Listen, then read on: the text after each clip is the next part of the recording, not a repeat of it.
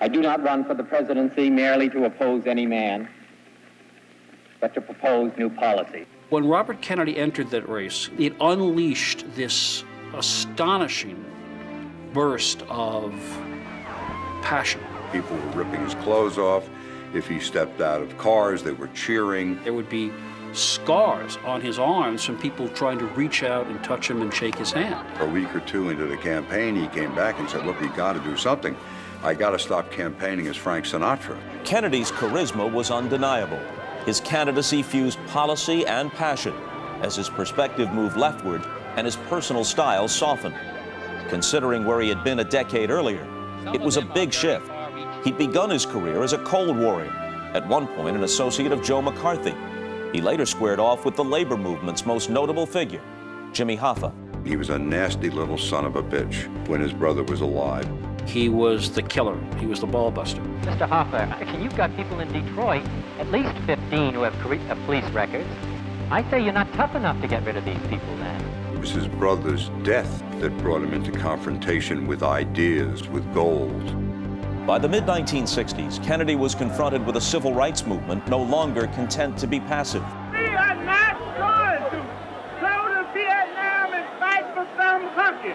And a war in Vietnam he could no longer support. Out of this emerged a man who to his supporters seemed both idealist and pragmatist. Robert Kennedy was used to people telling him what they thought he wanted to hear, and he had an enormous impatience for that.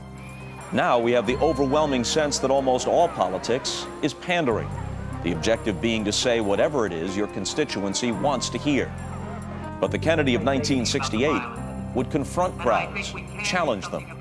He had gone to Indiana University Medical School to give a speech about health care. He was met with a very skeptical audience of mostly privileged white kids who were in medical school. One of these medical students get up and asked him a question. Who's going to pay for that, Senator? And Bobby said, you are. Kennedy would have that kind of give and take over and over again in that campaign. Do they know about Martin Luther King? But a dramatically different sort of moment came on April 4th, 1968, in Indianapolis, a night when many American cities burned. I have some very sad news for all of you, and that is that Martin Luther King was shot and was killed tonight in Memphis. To go to a crowd of 3,000, 4,000, whatever it was, black people in an Indiana ghetto, tell them that their champion had been murdered, to make that appeal that he made, that was one of the more amazing moments that you'd ever witness. For those of you who are black and are tempted to be filled with hatred and mistrust, I would only say that I can also feel in my own heart the same kind of feeling.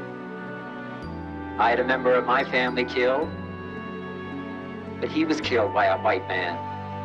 He came back to visit us after he made that appearance, and for the first and only time I ever heard him, he mentioned the name of Lee Harvey Oswald and said, you know, that Oswald fellow set something loose in this country. Senator Kennedy has been shot. The senator is lying with his eyes closed, absolutely unmoving. My father, who was a Republican politician, called and said, Richard, turn on the television. Your boy's been killed.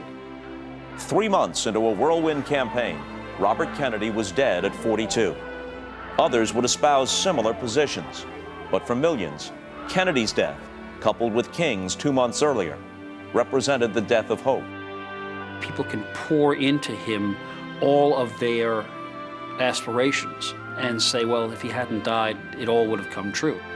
To those who felt that way, Robert Kennedy was seen as someone who, from within the system, might have changed it. Since that possibility was never put to the test, the question, intriguing but never to be resolved, remains. What if?